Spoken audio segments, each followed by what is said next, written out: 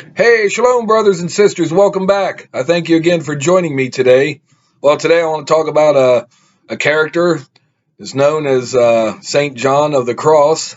He was a Catholic priest and mystic, and before he got this name, he was referred to as Saint Matthias, which was another apostle. He was born.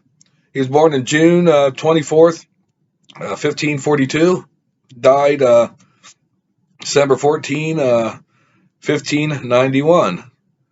And like I said, he was a Spanish Catholic priest, mystic, and a Carmelite friar of Converso origin.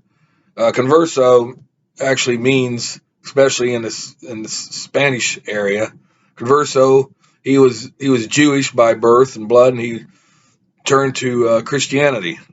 Uh, that's different than a crypto Jew. Which crypto was they on the outward appearance they were converted to Christianity, but they held their Jewish faith. They hid it. They hid it behind doors. They practiced their faith, but outwardly in public they said they were Christians, so they wouldn't get harmed, or their family and loved ones wouldn't either. Okay, he was a major figure of the Counter Reformation in Spain, and one of the 37 doctors of the church. He is known for his writings and was mentioned by and corresponded with the older Carmelite Teresa of Avila. Both his poetry and studies on the development of the soul are considered the summit of mystical Spanish literature and among the greatest works of all Spanish literature. He was canonized by Pope Benedict XIII in 1726. In 1926, he was declared a doctor of the church by Pope Pius XI, and is also known as the mystical doctor. He was beatified January 25th, 1675 by Pope Clement X. His tomb is located in Segovia, Spain. His tomb might be there, but not all of his body parts are present because Catholic parishioners and priests and them took parts of his remains and moved them to their church for holy relics, stuff like that. But his tomb is there. His major works are Spiritual Canticle, Dark Night of the Soul, and Ascent of Mount Carmel.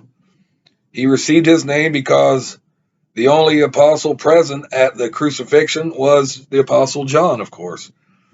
So that is what Catholics they call him to this day. That same thing, and also they have they have quite a few churches around, Catholic churches named after Saint John.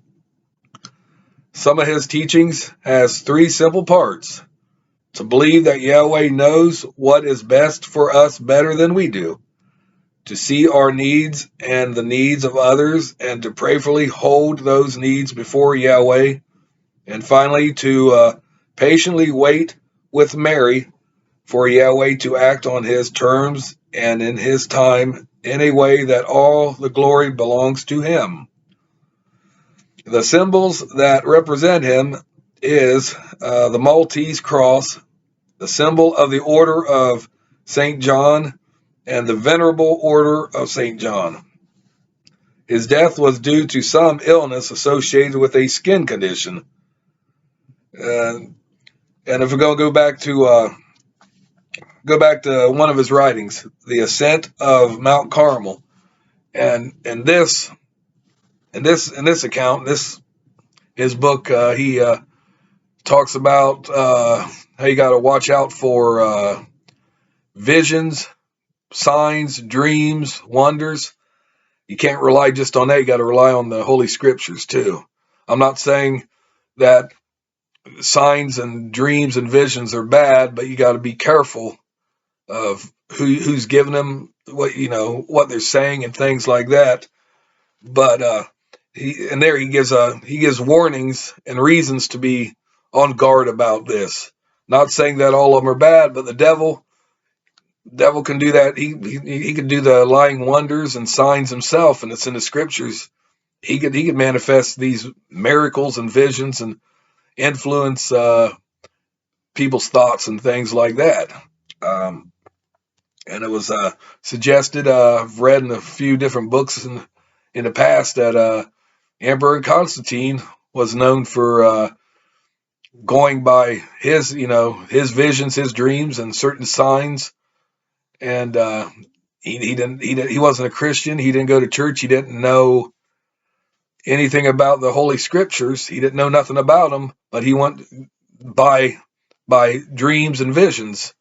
He went by them things, and he was, like I said, he wasn't a member of the church. He wasn't baptized until on his deathbed. It wasn't even a baptism. It was basically a couple sprinkles. He was too weak to get up to be dunked in the water. But yeah, that's one of the books. He's got quite a few of them. But I just wanted to point that one out. And St. John, I'm not a Catholic or anything, but I just figured it's kind of important to mention this fellow. He's, of course, part of what's going on, and we should heed some of his warnings. I've only read that one book I just mentioned. I haven't read his other writings or anything, but it's just something to keep in mind, and always remember the Holy Scriptures are the manual for life, everlasting life, living, and good moral conduct. But with that said and done, I wanted to share that with you, and comment below. Let me know what you think about this St. John, and comment below. Have a good dialogue. I know I left a lot of things about his life, and if you guys want to fill it in down there, you can. And also, feel free to watch my other videos, and give me a big thumbs up, hit that notification bell, and also subscribe. I'd really appreciate that.